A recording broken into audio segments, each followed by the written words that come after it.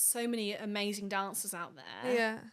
What can I bring that's different? As a person, I love dance, but I need to figure out how I can bring myself to what I do.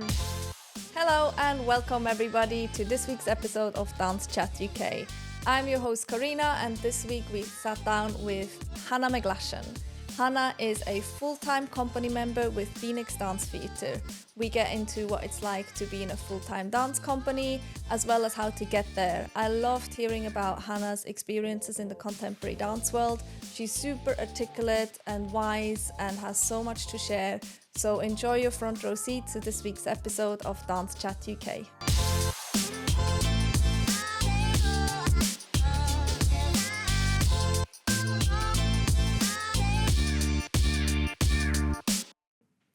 Hello, my dance friends, and welcome, Hannah. Hi. So nice for you to be here. So nice to be here. Thank you for having me.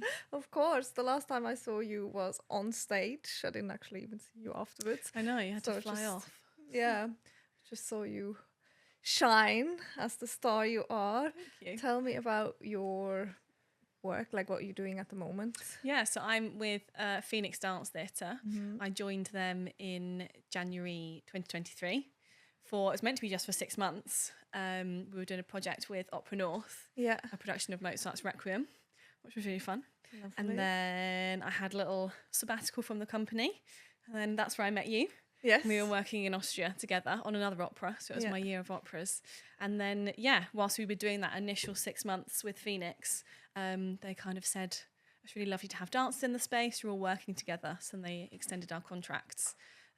So we've just done a spring tour, which was a triple bill, using an excerpt of Requiem, and then we had a choreography with Miguel, who did a production called Cloudburst, and then we did with our new artistic director, Marcus J. Willis, for his terms of agreement. So it was a busy triple bill. Yeah. We toured And around. it was so versatile in terms of the pieces. Do you have a favorite? Like, what's kind of your favorite sort of style? Gosh. I think this tour was really exciting because it really challenged you to do lots of things. Requiem we've been doing for a long time, so that was interesting to kind of make into a new thing. The original work was 50 minutes long. Oh, wow. Okay. And we worked with, Opera North, who were live behind us. So we had opera singers on stage, which was an incredible experience. And that really changed the dance that we were doing, because you'd be interacting with a singer and you could physically feel their lungs vibrating Love that. as you're about to do some dance next to them. So that was really, really powerful. Yeah. And really lovely that it started in that area. So then now we've been taking it on this like smaller scale, because we can't tour with a Yes. live orchestra and a full company. So having a new version, because we've been doing it for pretty much a whole year now, so having a shorter version was interesting to kind of find something new in. Yeah, and also going from live music to the recording must be quite a change. Yeah, although I think as dancers sometimes we preferred it. Yes. Because conductors can get carried away. As we also experienced on Yes. our contract together. Yeah. One conductor was like super fast and the next one was like so slow. because the original work being 50 minutes, it was like split into 14 sections, and the first 4 kind of just rolled into each other, so you were exhausted by the first like 12 minutes. Yeah. And opening night in Leeds, the conductor had a few nerves, so he was getting faster and faster. And we're kind of going, I don't know if we're going to be able to like keep up here. Yeah. And the stage that we had in Leeds was quite a heavy rake as well. Yeah. So you're like challenged with that. So a rake for the listeners is when Yeah. upstage is actually up and Yeah. downstage is down. Yeah. So if you have like a little massage ball, Yeah. if you put it at the top of the stage, it rolls down. Yeah. And on to the orchestra pit. Which makes it even more difficult to dance on. Yeah. that. So a conductor getting carried away was not super fun initially. So then touring with set music, we know what our pauses are going to be in between. It was quite nice to get into the rhythm of knowing exactly what was going to happen next. Yeah. Did you have new dancers in the piece as well? Yeah, so we had some junior dancers join us, which was nice. And we had a full company member join us as well. So even though we've been doing it for so long, that piece has been really lovely to spend so much time doing because it still felt like we could find something new in it. Yeah. Which is what I really like as a dancer. That And you then, never fully get to an end point. There's always something new to find. Of course. Even if you've done it like loads of times. Yeah. So that was Which you might have to do if you do the same piece over and over. Like if, let's say you're in a West End show and oh my gosh. you need to find something different within it somehow. No, and it makes you think of those dancers that are doing like 8 shows a week. Yeah. Kind of how do they? Yeah. Kind of how long? find something? So this piece obviously has been done a little bit longer, and then the other 2, like how long do you keep them? Well, technically now, as of 2 weeks ago, this tour is kind of parked. Yeah. So our director has said that there is opportunities for things to come back, and he's definitely got fingers in different pies, kind of putting it out there. But we don't really know at the minute. So currently, it's kind of put to bed. That's done. So how long was the tour? So the tour was from middle of February until beginning of May. So it was just over a couple of months. Yeah, which was nice. We did seven venues in that time. Yeah. Kind of mixture of places, which was really nice. And the other piece is Cloudburst. I was actually away in Austria when it was created. Okay. So that was double casted, which was quite nice in terms of a triple bill. It gave you a bit of time to not be performing everything all the time. Yes. Because the show, as you saw, is super, super physical. So it gave you some time in between.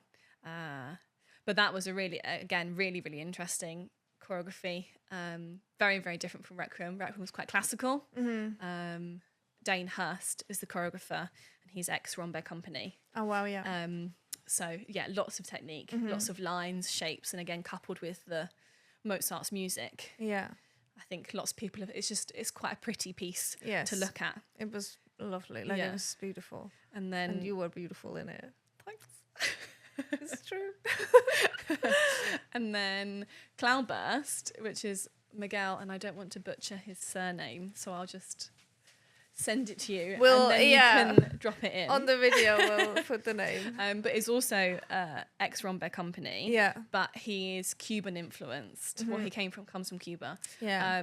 I did see those influences. Yeah. Because as you know, I studied salsa and Cuban, Afro-Cuban dances and stuff. So I saw some moves there. Yeah. So very, very different, super grounded.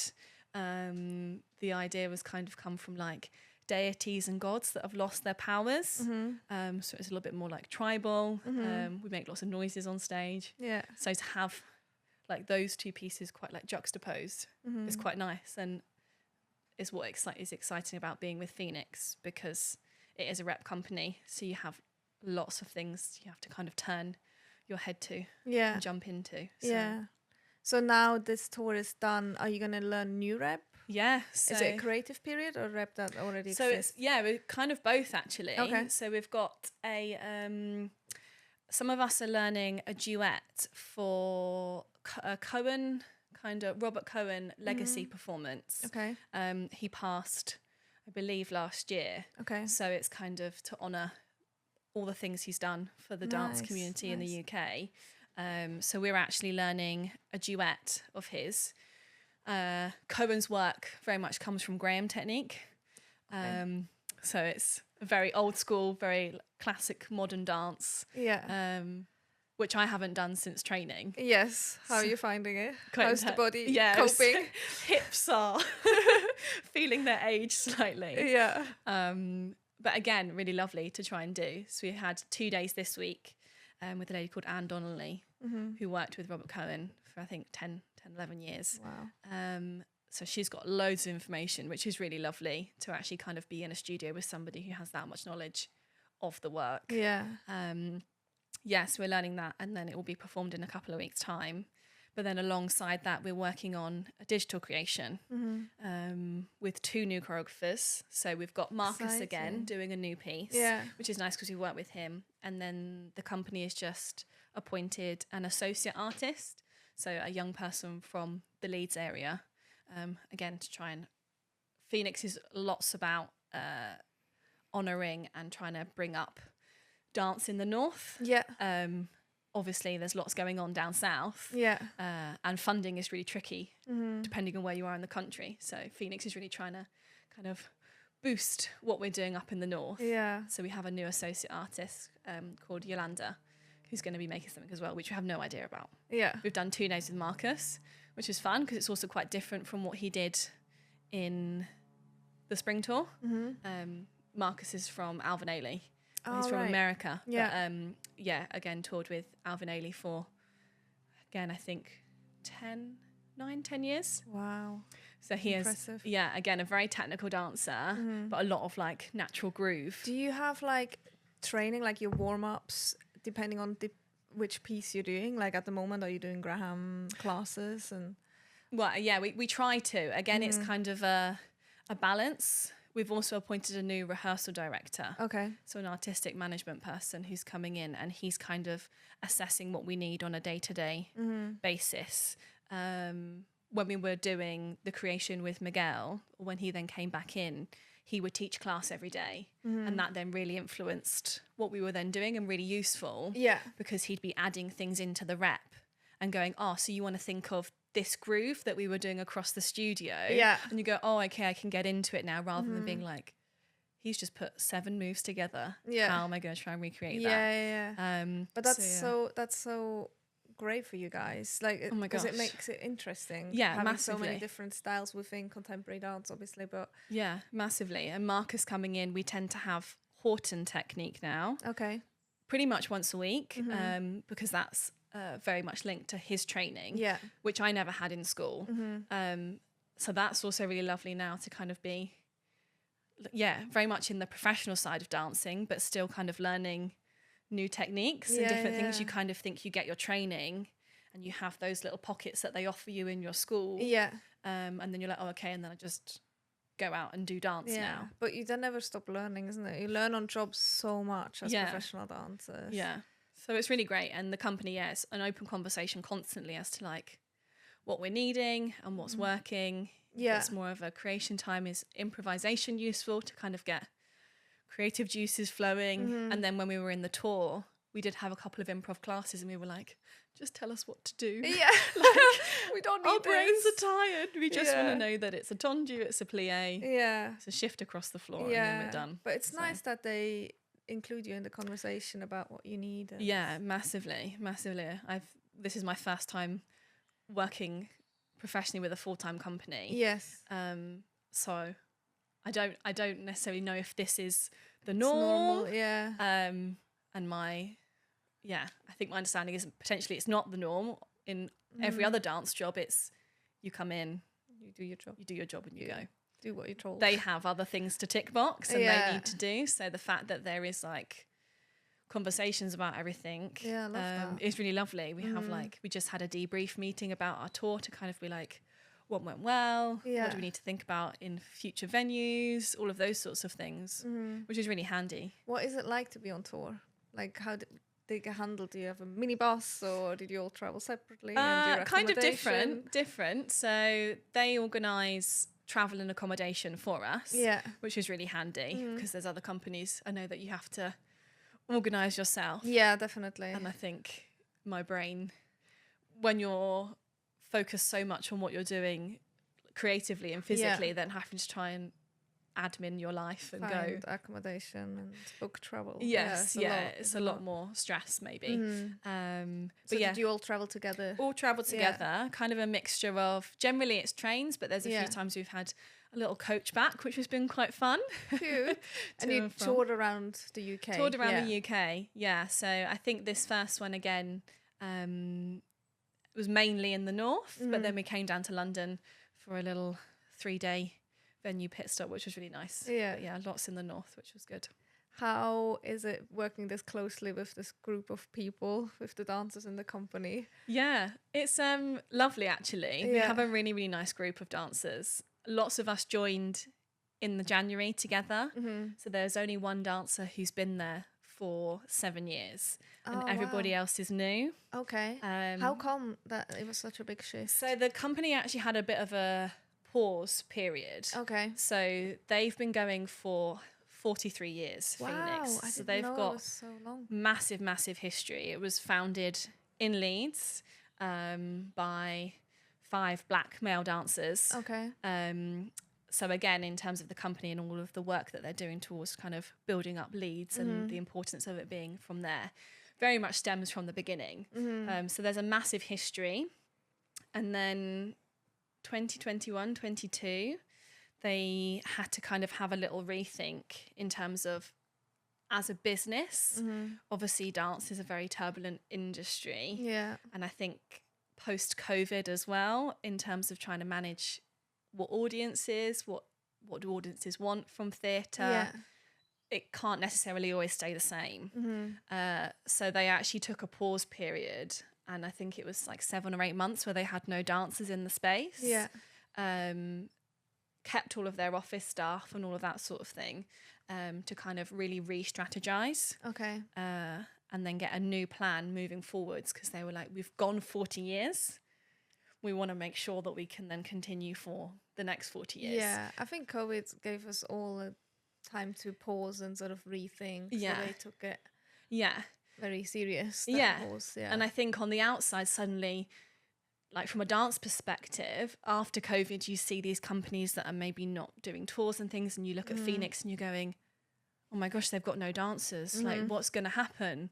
That you're looking at this industry that hasn't been open for a year and a half, and then thinking there was minimal jobs before. Yeah. Are these companies going to be doing anything again?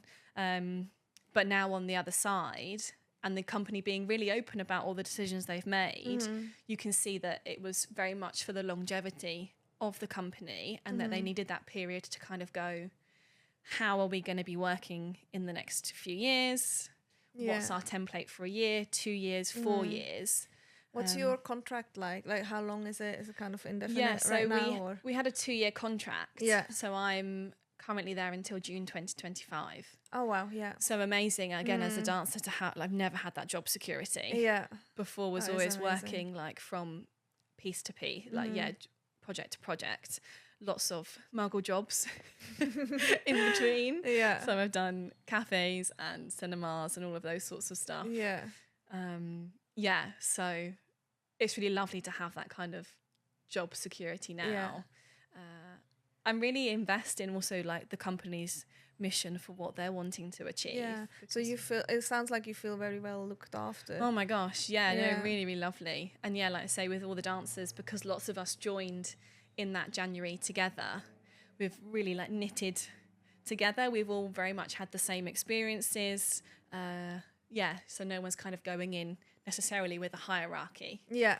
Which wouldn't necessarily have been the case if there was dancers that had been there for longer. But it's very much an open space. Yeah. Everyone feels really valued. Nice. I'm Do you really live glad. with any of the other dancers? Yeah, so I live with one of the dancers. We moved in together in August, Yeah. which was really nice. So initial 6 months was just found out. Literally, I got the job just before Christmas Yeah. in 2022, turning 2023. Yeah. So, found out the week before Christmas, and the job was starting the 10th of January. Last minute. This So, business. Right move, spare room, Oh, trying to God, find. So stress. that first 6 months, I was just in a room in a house Yeah. with some students in the area, Yeah, which was yeah. fine. But then as soon as we found out that our contracts were going to be extended, me and one of the other dancers were like, oh, like, we get on. It would be nice to kind of like have somewhere a little bit nicer. Yeah. I think, again, in dance, you're moving around so much and you don't necessarily always have a base. Yeah. So the fact that we knew that we had these like 2 years, 2 years. was like, oh, we can actually rent somewhere, Make a home. make it a little bit, have a proper base. Mm-hmm. So that's been really nice. Lovely. And quite a good balance as well. We come home, we have a little rant about the day, and then we sit and watch Married at First Sight Australia. So That's what I'm watching at the moment. has to be done. Has to be done. Switch off with some reality TV.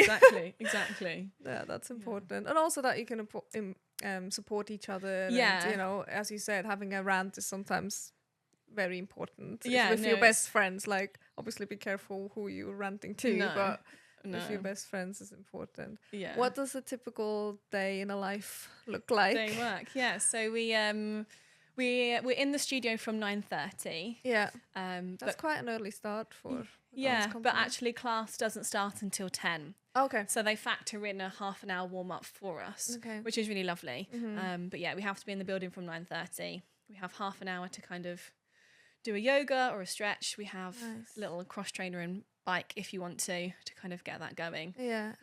Yeah, on our floor in the building. And then, yeah, class is 10 till 11:30. Again, anything, ballet, contemporary, different things. Whatever is needed. Whatever's for the needed, project. which is cool. And then 15-minute break. And then we tend to work 11:45 till 1:30 for our first session. An hour's lunch. And then 2:30 till 5:30 with a little 15-minute break in between. Yeah. And That sounds like a full-on day. How do Full-on you day. like keep fit? How do you make sure you don't get injured? And yeah, so having the half an hour in the morning is really, really valuable. yeah, And you kind of, it changes every morning as to what you need. A lot of the time I will plug my headphones in and do a yoga. yeah. As a I way remember to kind you of, doing yeah, that yeah, in the contract. we yeah. did Which I together. think for me also is a nice way to kind of see where my body's at. Yeah, If I'm like wobbling and falling over, I then realise, okay, today might be a little bit harder yeah, because I'm trying to balance in a tree pose. yeah. But yeah, I tend to do that. Or like, get on YouTube a little Pilates thing. I use a Down Dog app, which is really good. You can kind of like change it to what you need for the day, depending on different time. And I tend to use that little app before a show as well, as a way to kind of like warm up and get myself ready. Yeah, But yeah, kind of a mixture of things. If there's something that's more cardio focused, going on the bike for 10 minutes is quite good to kind of do that. But the company's good. There's lots of conversations about the process or the next creation that we're going to go into or different things and kind of what we're going to need. that's good. So you can prepare yourself, for Which what's is to good. come. Yeah, And again, it's open throughout. So if we started to do something and we're like, oh, this isn't useful to us, yeah, then we don't. Or some of us actually teach class. So we kind of get an idea like what are we wanting, what are we needing. When we were doing Miguel's, one of the dancers was like, I'm going to add 5 minutes of cardio yeah, into the beginning of everything just because the piece is non-stop for 24 minutes. So we just need to have that. yeah. That's really good. I love that. How much of a say you seem to have. Yeah, which is good. Yeah. And then kind of at the end of the day, just again, taking care and not bolting out of the studio. Yeah, The space have a is little open cool for down. another half an hour. So we Okay. just kind of stretch, do what we need to do. We have a little budget as well in our wage that goes towards, well, both. We have £20 that can go towards gym membership, Okay. which lots of us use. I like to go swimming Yeah. because it's less intense, but also a way to kind of keep me moving at different times. And then we also have a budget for like massage and like physiotherapy Okay. for the month. So they don't cover it when you are injured. It's more like prevention already. Yeah, so we actually have it set there, and that's for you to use Okay. as you like. Yeah. Some dancers won't at all, and then suddenly go, okay, I need to use it now. Yeah. Lots of us kind of try and have not necessarily regular massages, but book in once a month to know that there's a little bit of maintenance going on in the body. Yeah, definitely. What about mental health? Do you have any support there? Again, the company's trying to like really move forward. We actually got an email on Friday because next week is Mental Health Awareness Week. Oh, So it's good to know. Yeah, so we've actually been given like a little schedule for each day Yeah. for like different things they're going to bring forward. We have like an in-house counselling opportunity. I don't know too much about it, but there is something there that if you need to then go and speak to somebody that's nothing to do with the company or the business, you can then anonymously go and then seek advice there within the company, which again, I haven't needed to use, so I don't know lots about, but really useful to know that it is there Yeah, for sure. for people. Because I feel like in a lot of companies it's there, but it's very not talked about. I don't know Yes. if they don't want it to get overbooked. I know at the Royal Opera House there is a counsellor there that Okay. you can go seek advice Okay. and have like therapy Sessions with. basically. Yeah. But they don't talk about it because they don't want it to Okay. get booked out. Yes. I think. Yeah. But yeah, if you do work there, check out. Yeah. And I guess in some places as well, like you say, things do happen, and actually maybe they don't want to like open those boxes because then it unravels. If you've got a friend to chat to, sometimes it's okay just but sometimes to it's better to just chat to a professional, Oh, get gosh. it sorted instead of like spreading. Sometimes I feel like negativity spreads, especially if you work this close together through a company or through a cast of dancers. You know, if one person is unhappy and then starts moaning, then it can very quickly infiltrate, and it's really tough when you're being so physical and having so many demands like physically on your body that you have to give so much of yourself, that then if other things start to influence that, or like you say, another dancer in the space is feeling not so great, it's then really hard to like manage your energy. With Requiem they were really good though. So that came from, Requiem is a funeral like mass essentially, and the idea is that it was based on bereavement and loss. So we actually had a bereavement workshop where somebody came in from a charity and delivered a full day to talk about things, to know the right language, to be able to like assess if someone's feeling vulnerable in a space, what's the best way to then communicate with them that's then not so triggering, or how can we address these topics in a safe way. That's amazing. So again, like moments you're like, oh gosh, like they are really thinking about us. Yeah, and I think especially in contemporary dance, sometimes you go very deep into troubling issues because it's all about like moving something in your audience. And as dancers you get asked to create material based on very heavy topics. And then you know, how do you then go home and go, gosh, like I really opened something up today. Then you can be like, okay, thank you so much for contributing. Bye. Great. Like, we're actually going to use half of that and we're going to flip it this way, and then you're like, okay, sure. That came from my loss. That was really like really special to me. So no, and it's a really hard like line to walk really, in terms of, it's amazing that we can address topics like that with dance and kind of portray it. It's beautiful. And make an audience feel something. But it is a very fine line of like keeping yourself safe within that process. Yeah, for sure. Do you have a very specific routine, warm-up routine before a show? Like before a show? Yeah, so again, I always do hair first. And then makeup. Okay. That's my like go-to, because then I know it's out the way. Well, for this tour, that's the way I've done it. But I know I tend to do hair and then makeup. And then maybe like an hour before curtain up, I'll try and get down to the stage, where I'll do 10 minutes of yoga. And then probably I just put my music on shuffle. And then I'll do a plie, a tendu, a curve. Something to get the body moving. Very, very specific. And then I always lay on the stage. I have a moment. So basically like at the end of a yoga practice, we do a shavasana. So I always try and have that moment of like grounding into the stage to know that it's there. And it's fine. And it's fine. It's just another floor. It's not going to go anywhere. Because obviously adrenaline and nerves, we've all been there where suddenly 100%. It gets like this. I find it really calming being able to be on stage, moving a little bit on stage, finding your footing, and especially if you only have one show in a space. Just knowing what it looks like. Like the audience from the stage, having that sort of image.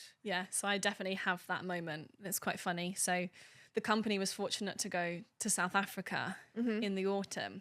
Again with our Requiem project. Amazing. And we were able to be on breakfast TV in South Africa, which was really crazy experience, but lots of fun. And my flatmate has a picture of me. So it's like think of This Morning, think of a studio with all like cameras dotted around. She just has a picture of me with them like filming their like advertisement promo in the corner, and there's me laid on the floor. Just out of shot in the corner. I'm just like, it's still a stage. It's still a performance. So I just had that moment to ground myself. To prepare yourself, not only physically, but also mentally for a performance, like calm yourself down. What did your life look like before you joined Phoenix? What did your career look What like? was I doing? So I graduated in 2017 Mm-hmm. from Rombe School, Yeah. and fortunate enough went straight into a contract with Mark Bruce Company. Yeah. So that was my first contract out of school.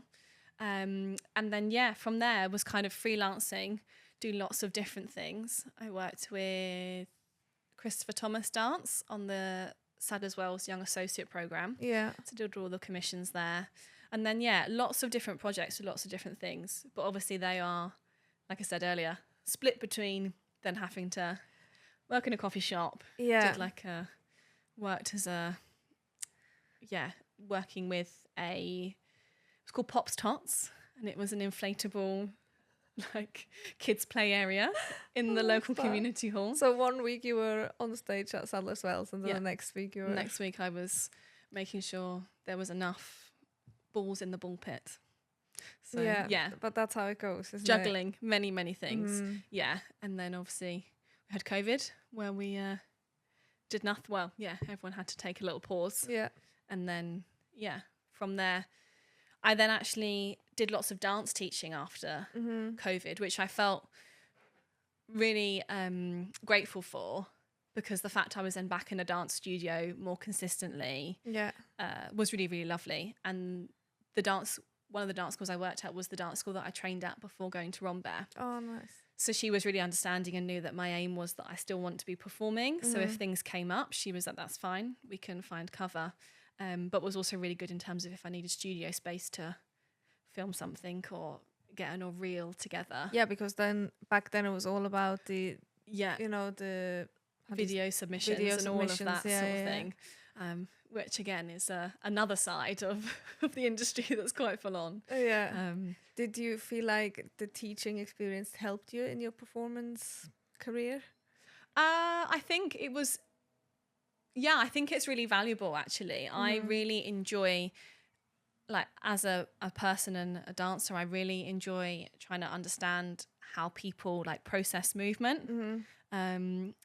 So then was really interesting to kind of see. I was teaching, 18 months all the way up to 18. Yeah. And then some adults as well. So it was really nice to kind of see how different bodies take on movement. And really valuable time for me, actually, in terms of how can I deliver something that engages them on all those different levels, even if they've never danced before. So that was really, really interesting. Do you do any community engagement with Phoenix?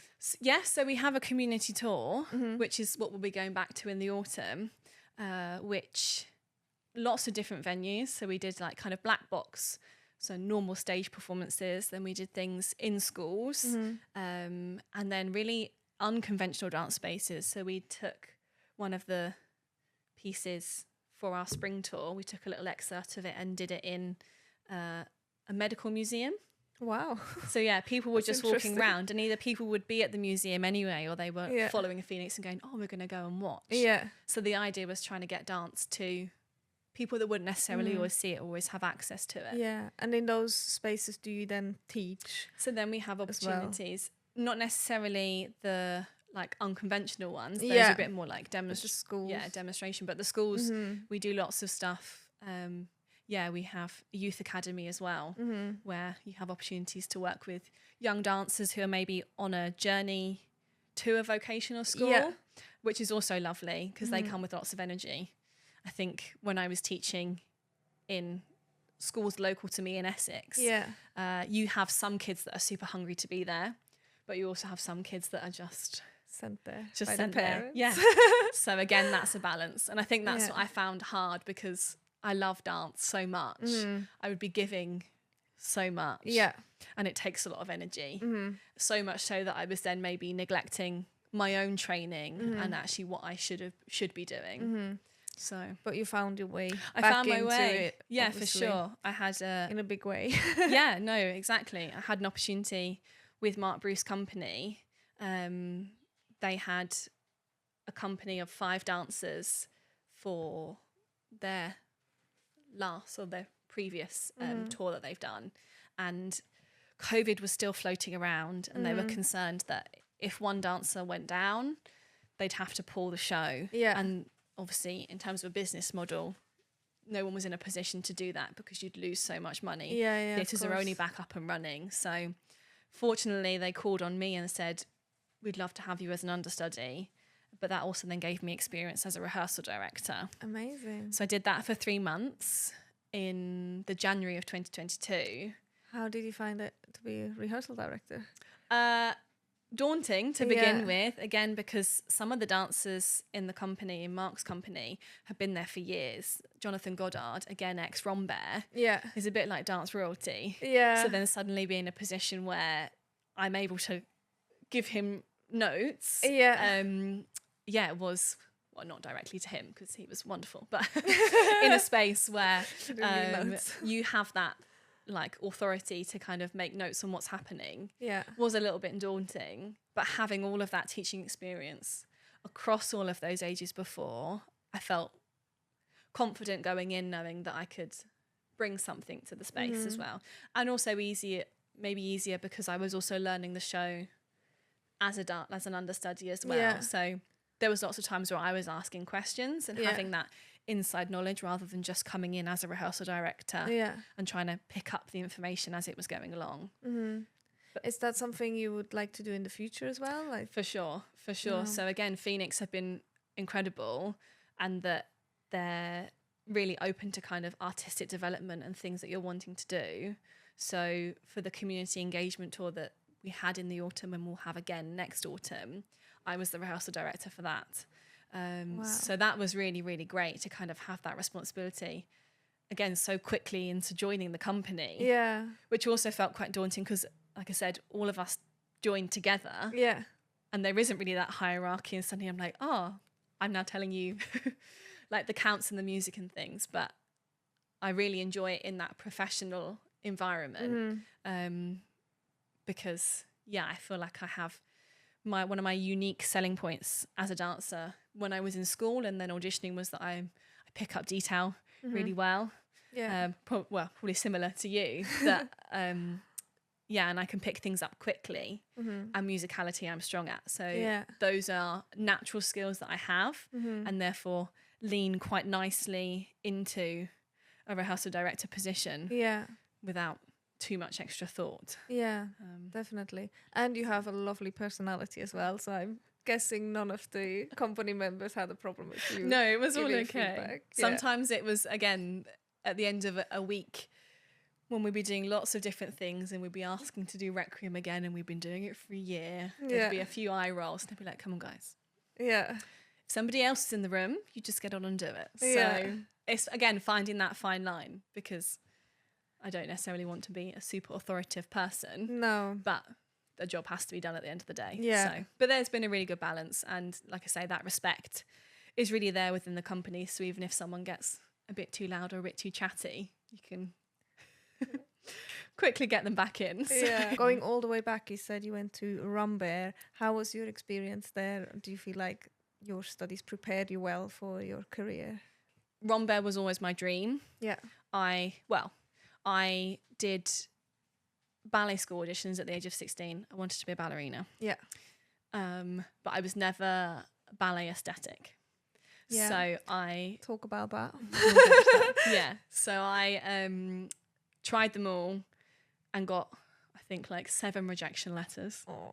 And then Rombear was my last audition and I got a reserve list for Rombear. But when I walked into that school, I knew that I was like, this is the place for me, because it was 50-50 splits. You did 50% ballet and 50% contemporary. What year did you audition for Rombear? So I went... Just trying to figure out if we were there at the same time. I went same audition. 2013 was my first audition, and then 2014 to 2017 was my schooling. You were a bit older than a little bit before. But I went and very quickly realised that, this is the place that I want to go. I didn't really have much knowledge of contemporary before that. And I had contemporary at the little local dance school that I went to, but it was very dance mums, a bit more lyrical, a bit more make the pretty shapes. And obviously we know that contemporary is a big wide world Yeah. with lots of different influences. So, yeah, I went, realised it's what I wanted to do. And then the next year, changed things up, did some musical theatre school auditions. Okay. Because I also, for me, dance was dance. And so I loved all of it, really. Yeah. Wanted to see what that was like. And then did Rambert again. Had a much more successful response to all the auditions. Okay. I fortunately got offers from everything that I went to, which was really lovely. But then chose Rambert because that was where I wanted to be. Yeah. And then, the school was really, really good. I feel like it's constantly evolving. It's very different now to what it was like when I was there. Yeah. But the focus still very much is ballet and contemporary kind of being on that even playing field, which really worked for me because I was a technical dancer and I love going to the ballet. I love doing a ballet class. Yeah. But looking back, there was no way that I was ever going to be in a ballet company. Yeah. Especially now. Yeah. So why do you think that is? Like, why did you just feel like you weren't technically trained enough, or looks, or? Yeah, ballet is a very can be a very like rigid world. It seems it has very like strict rules, as you like even in the class itself, but obviously on an outside image, all ballet dancers have one aesthetic mostly, and the world is changing slightly, but it was very much a you have to have flat turnout, you have to be able to do this and that. There's certain things physically that you can't change about yourself, and if you're trying to push it, you make your life really hard, and you can get there, but it's with ballet, it's just as you said, quite limited in terms of what they're looking for. And I started I guess dance slightly later. I started my training properly at 13. Oh, wow. I'd done like little theatre schools and things before and always loved it. But I was a cricketer before. Oh, really? Yeah. So I played... So not the 4-year-old ballerina? No. All right. No. So I did county cricket from the age of 6 until 13. Yeah. Took it really seriously, like travelled around the country, did like tours with it. That's different. Yeah. And loved it, but had always wanted to dance. And then my mum, when I was 13, was like, I'm going to take you to a class. I literally turned up within a week. I was signed up to every night of the week, and it was what I wanted to do as a job. So obviously having that, and I'd done things like gymnastics, and I'd always been sporty, so I had facility. I was quite flexible, but there is things like natural turnout. I'd sit in frogs and my knees would bounce up, and again you go to a ballet audition and they literally line you up from one side of the studio to the other, and you have to stand there in each position, and then you have to squat to see how loose your Achilles are, to sit on the floor to see how far off the ground your knees are, and if they're anything above an inch, then that's probably a cross against your name before you even start. Very and I strict. And I guess also starting later, I'd already started to develop a little bit of a woman's body. Yeah. I've got a bit of a bum. Yeah. And I've got some curves. An amazing bum.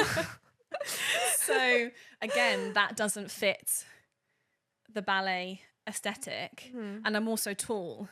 So if you put me on point, you're going to have to find a male dancer that's already that much taller, because I'm already 5'8". So then you need to have a guy that's that much taller. Yeah. So I think in terms of like ballet training in the UK, I just didn't tick as many of the boxes. Yeah. And I guess starting later as well, I just didn't I worked really hard and got to a level that I knew I could go into a vocational school. But and you're a beautiful ballet dancer, but just in general, obviously dancer. Yeah, but I think in terms of, like you say, lots of dancers, ballet dancers take it very, very seriously from the age of 2. Yeah. Did you try to push yourself into that aesthetics? I think for sure. And my teacher came very much from a ballet world, so she knew exactly what was possible, and she knew that I had facility, but she also knew that physically I maybe wouldn't necessarily tick all those boxes. So we'd have conversations, and it was very much what I wanted at the time. So we would have conversations about different diets that I could try and different things. Yeah. And in hindsight, lots of that stuff isn't super healthy. No. And actually having those conversations with a dance teacher isn't super healthy. No. Because it very much was instilling in my mind that for me to be able to get somewhere and be successful, I had to look a certain way. Yeah. I could work as hard as I wanted in the studio, and I could do however many tricks or things, but actually if I didn't fit a costume or didn't look the way I should, then I was never going to get a tick box. Yeah, it's so hard. Yeah. If ballet is what you love, and you don't want to do anything else. Yeah. Like I always say, there is a place for anybody in the dance world. Like there's so many different corners, which is what I'm trying to show with this podcast as well. Yeah. Having loads of different people on. Oh, for sure. But if ballet and the classical music is what you love and you really want to do that, then it's just really, really tough. Yeah. But yeah, as you said, diets is definitely, it's just not sustainable to push yourself beyond what you naturally are. Yeah. As you said, you just have a lovely bum and we don't want to get rid of it. Yeah. And I think it's tricky at that like teenage age anyway, when things are changing, your hormones are doing different things, and you like, I barely understand my hormones now and what they're doing, let alone when I was like 13, 14, when they're suddenly and it is coming really in. tough when you're in ballet and you start to develop, because in ballet obviously no curves are sort of what's desired, and then suddenly if you do develop into a woman, even if you just, most of the time it's completely normal, the curves you get, but you're like, oh my god, I've gained weight, and and it's tricky because you're in a leotard and tights, very unforgiving, mirrors in front of you, and I was doing ballet 5 days a week,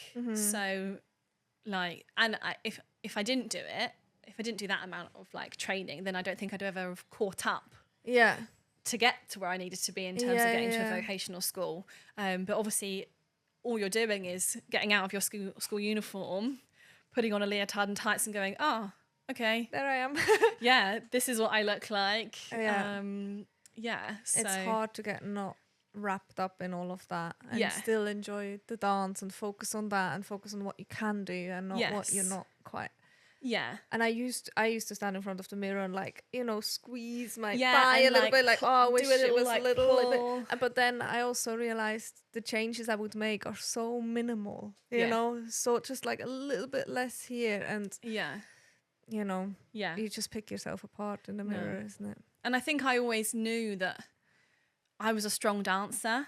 So actually I would have like conversations with my head, and I was like, would I give up like my artistry or my musicality for looking like somebody else in the class? And I was always confident in the fact that no, like I really love myself and what I can do in a studio. That's nice, it just again was that balance sometimes of going, oh, I'll really, really try, and then going, it's not, I'm never going to attain it. So actually, but like keep focusing on what keep you that are focus on what I can do.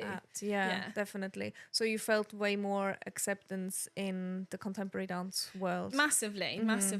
And going to Rambert, there was people that had done much more ballet, and some people that had like put point shoes on once before in their life. Which is what's nice about that school, because there is a real variety, and they're very much focused on strong dancers, which is great, and it's what you can do as opposed to what you look like, and therefore what you can be put forward for. Definitely. And I think in contemporary dance companies, like there's much more acceptance in terms of body types and shapes. It's, as you said, it's much more about what you can do, like how strong you are, like how powerful you are. And it's nice again in contemporary because it's everyone has different facilities, so it's how can you adapt and make that work on your body, rather than, again, obviously classical ballet, you're learning a variation, it's this step into this step into this step, and you have to make those shapes in between. There's a lot more artistic license in the contemporary world, and obviously you'll have choreographers that'll be like, can you just do it like this? But even with the Cohen duet that we're doing, that I've just done this week, even though it's Graham and there's very specific shapes and things, and you're moving through something through a contraction and all of those kind of principles, it was really lovely that Anne, who we were working with, was saying that it's going to look different in everybody. Mm-hmm. It was made on this couple who was a tall dancer, which was nice for me to hear. But the other couple doing it, they were different shapes. And she was like, and it's actually a lovely duet because even though it's very classical modern dance, it can be made to suit you. And as long as you perform it with your flair, that sells the duet. Yeah. And I think that is generally a trait in the contemporary world, that it's a lot more open to artistic development. And it's not so much like this dancer is better than this one. It's just like this one has a bit more power and this one is more flexible and this one is more fluid, whatever. It's like different qualities instead of, in ballet it's very measured, isn't it? Yes. Like this is better than this. Yeah. And, And as you saw in Requiem, for me, there's a section where I get lifted quite a lot. Yes. And that's not normally the case for me because I am a tall dancer. So I'm normally filling in for one of the men. Yeah, which you also did. Which I also did. Piece, yeah. And again, but that's kind of cool. It's You really can nice. do both. It's really nice in that contemporary world, again, that it's not necessarily super gendered. Yeah. That it's much more open. Everyone can do anything if you try. Yeah. But lovely that, in Requiem, that there was a whole quartet, which was me and the 3 men, and I just got lifted the whole time. That sort of feeling for me is that, I don't need to put myself into a box. Other people aren't putting me into a specific box, and there's lots of opportunities out there if you're open and the people you're working with are open to it. Yeah, definitely. So you felt a lot more acceptance once you started studying at Rambert, compared to your previous ballet school. Yeah, I would say so. The training I got at my dance school to get to Rambert was amazing, and there is no way that I would have gone to a vocational school if I didn't have that training. Yeah. It was just tricky to then, there was very much a balance of in my head, is it about shape or is it about dance quality? Yeah. And then once when I'd got to Rambert, it was very much, it's about dance quality and what you can do in the studio, and we'll put you forward for opportunities if you're turning up and committing. And that's what I'd always done. So is there something that you feel like is missing in the dance education system That you need as a professional dancer? I guess the industry is really tough. And like I said, even before getting to Rambert, you're potentially faced with rejection. So it is like, how do you build that mindset? Yeah. So sort of mental health side of mental things. health and mental resilience, which I actually did my dissertation on at Rambert, which was the relation to success in dance and the importance of mental resilience in that, which I hadn't really thought much about before 3rd year, but I think has been really influential to me post school. I always find that dancers I know who kind of struggled in their dance education a little bit, not the people who were not the best in the uni and had to fight for things and stuff, I feel like their career lasts longer. Yeah. Whereas people who were immediately top of the class favorite, and then they went into the real world and got rejected, that they just didn't last as long. Yeah. Which was kind of an interesting fully agree to realize. Yeah. And I think for me, because I started later, I had that hunger. As soon as I went to that dance school, I was like, this is what I want to do. And then from there, it was just a snowball of me trying to learn and pick up as much as possible. Yeah. They used to call me a sponge because I'd just be like, anything, tell me. You told me about some acting workshop that kind of influenced your career a lot. Yeah. So I actually did that after the understudy rehearsal director position with Mark. That time period, I kind of realised that I was giving too much of my time to teaching. And then once I'd got this position with the company for 3 months and all the schools I was working at had found cover, I was like, they don't need me. I had some savings and I'd factored in how I was going to then live and survive. But then I was like, now is my time to kind of open myself up and take classes. So I was doing ballet classes every week. I was taking jazz classes to kind of see what that side of the world was like as well. Yeah. And that's when I then got introduced to a lady called Christy Lee Manning, who does something called House of Jazz. So nothing to do with my world, or dance world necessarily, but she was looking for some dancers to trial a week's workshop called Response Movement Theatre, something like that. Again, I can tell you the exact name, but it's based on acting techniques, and I'd always been super interested in that side of things as well. Lots of the work I've done has been super narrative, and again, now working with Phoenix Dance Theatre, a lot of the stuff, it's about being an actor as well as a dancer. I mean, a lot of contemporary dance kind of moves into physical theatre, and you kind of need to get your acting on. Yeah. Otherwise, again, those sorts of abstract, make a shape contemporary dance routines are much less common now. Yeah. So she had this week workshop where we were then doing Meisner technique, which is all based on call and response, pretty much. So the idea is that you don't ever go into a scene with an intention.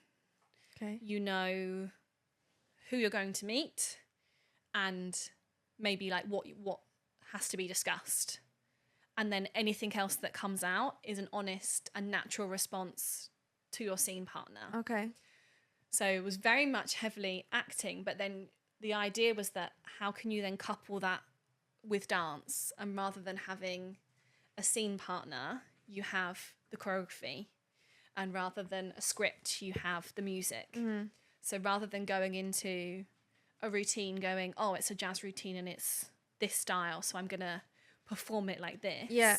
What techniques can you do to prepare yourself for that dance that allows you to just be you in that moment? And it might be different every time. Yeah. And are those skills transferable into then an audition setting or then a actual live performance setting? So that was an incredible week, really daunting.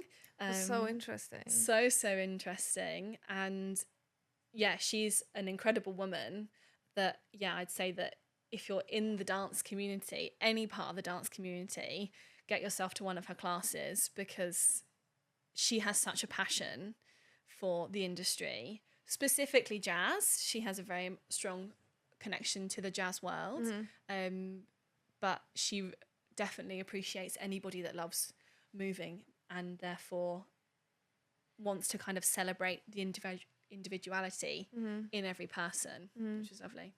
Is this where you learned, you said something about forgiving yourself immediately? Yeah, it was like light bulb moment that she just said the turn, because again, I think it is part of the techniques or something that she's then taken from it, that because you do different tasks and different things, and if you then didn't follow the task, immediate forgiveness. Yeah. And I was like, wow, this has blown my mind. Yeah. And the idea that if you get something wrong, it doesn't matter. Like, it's already happened. You can't change it. Yeah. And I'd think back to performances where I'd be stressing about one section that was really, really tricky. Yeah. Spend the whole first half of the show going, oh my gosh, am I going to get it right? Am I going to get it right? Yeah. Doing it okay-ish, and then spend the rest of the other half of the show going like, oh, well, I didn't quite do it how I wanted to do. Yeah, how did it look? Yeah, exactly. Was it as bad as I thought? Yeah, exactly. Yeah. So then that's like a live performance that I spent the whole time stressed. Yeah. And I was like, why am I doing this? Yeah. But obviously, as dancers, we have certain traits, perfectionism, all of those sorts of things. But it's finding that balance, and actually her saying immediate forgiveness, 2 words, super simple. And I was like, wow, like in a class, if you get something wrong, it doesn't matter. Yeah. You've had a really good first half of the class, and who knows what you're going to be able to do in the next half. Yeah. And it's probably less if you keep focusing on that thing that you did wrong. No, exactly. And so now I kind of remind myself of it every day, every time I'm doing a show. If something goes wrong, it doesn't matter. I love that. That's the beauty of live performance. That's the beauty of being a human and being a dancer and being an artist. And for you, it's going to be the most significant. Anybody else probably didn't see, Doesn't even didn't realise. notice. Yeah, yeah. And those are the sort of things that you can go off and laugh about and say that I've got another chance. Yeah. Like, there'll be other opportunities. Yeah. And it is tricky when there's maybe not so many opportunities, and if you're doing a project that is only super short and you've only got those odd performances, but actually trying to remind yourself that, okay, you've got two shows of this thing. Let's really enjoy it. And if something goes wrong, like, let's then enjoy the rest of the show. Yeah. Because like you say, no one will even notice. It's all in your head. Yeah. And also going into auditions, it's like if you messed up an audition, there's gonna be another one. Okay, maybe you didn't get this opportunity, but I also big believer in anything happens for a reason, you know. For sure. So yeah, you've done your best. Didn't go to plan. No. Move on. No, exactly. And again, a lot of the time it's out of your control as well. They have cast 5 of the 6 dancers already. Do you fit that cast? Yeah. It's a narrative piece. They're looking for this specific character. You might naturally not fit that character. Yeah. There is so many things out of your control that as long as you know you've shown up and you've given that 100% energy, then that's all you can do. And I love what you said about in Romberg counted who is there, who is trying, like, and that's always been your mentality. I'm just gonna be there. I'm gonna try my best and see where I can go. And it seems like also when you gave up teaching, it was like, I'm gonna throw my all into this and see where I can go. And look where you are. I know. And it was exactly that course. I think I'd done 3 different things, and that acting course was the last one that I'd done. And then I actually had a little set of maybe 4 or 5 auditions lined up. And my Phoenix one was that last audition. And I was using some of those acting techniques in that day to be like, because actually so many amazing dancers out there. Yeah. What can I bring that's different? And I'm Hannah. So that's the difference. Yeah. So then I was like, I want to be really honest in what I'm bringing to the day. Yeah. So use one of those little techniques as my little preparation for the morning, and then got that Phoenix job. Yeah. So it did snowball for me. But yeah, it was just that commitment to making it happen. And it all kind of came at the right time.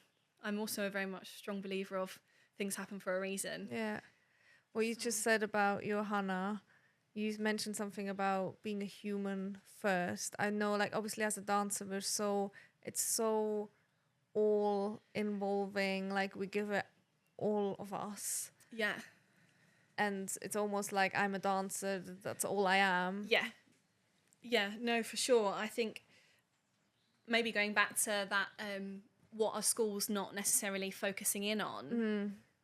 Romberg was very good at, if you were there showing up and committing, that's the important thing. But it was probably very much like on a physical side. And what are you bringing to the studio?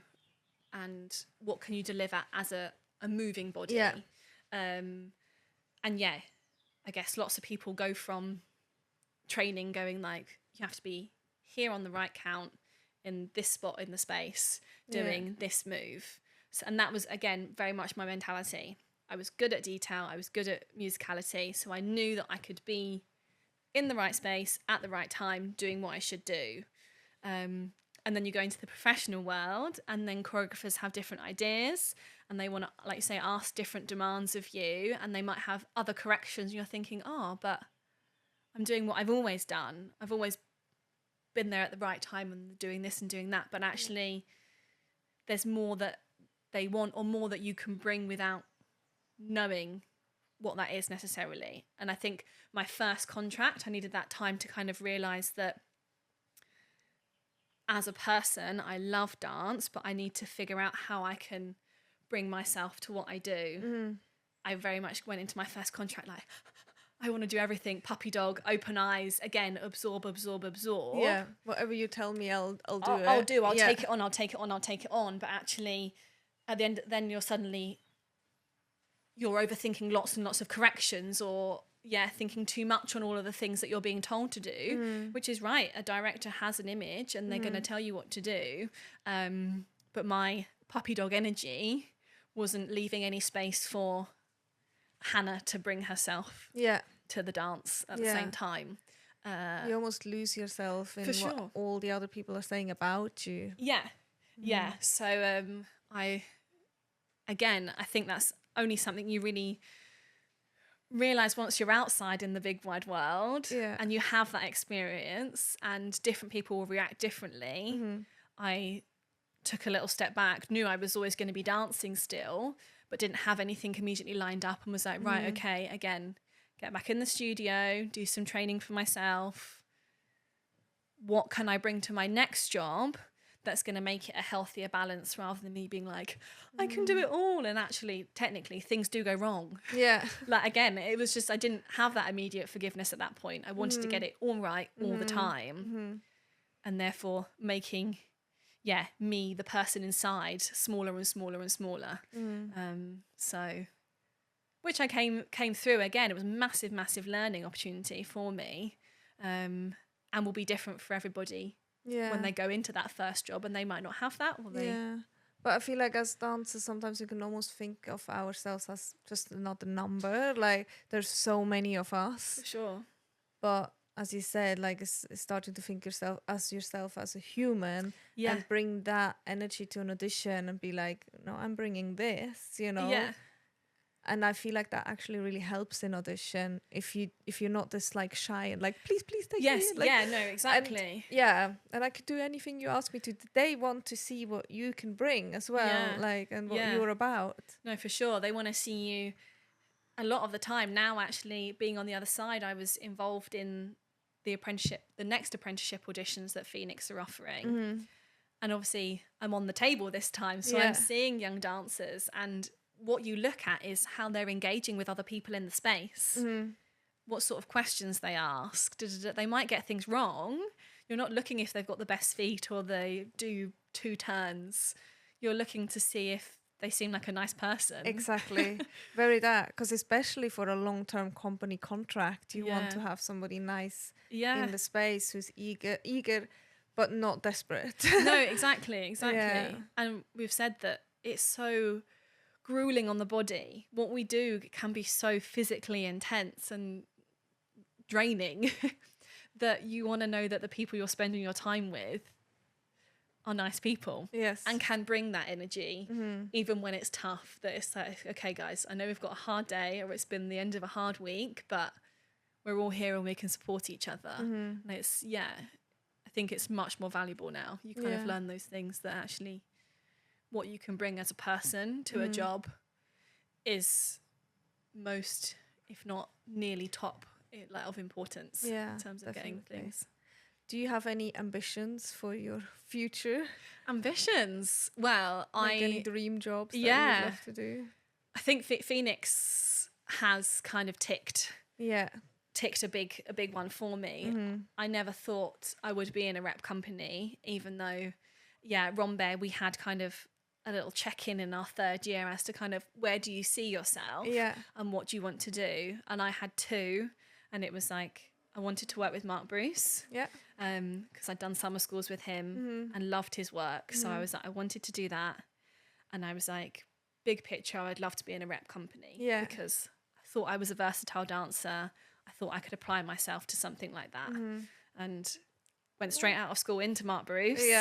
And then took a few more years, but then have kind of ticked that rep company job. So, but also shows that sometimes it doesn't come immediate. Like you need to keep at it, and sometimes it takes a while. And you said then you have a job at the, I don't know, ball pit thing. But then you made it.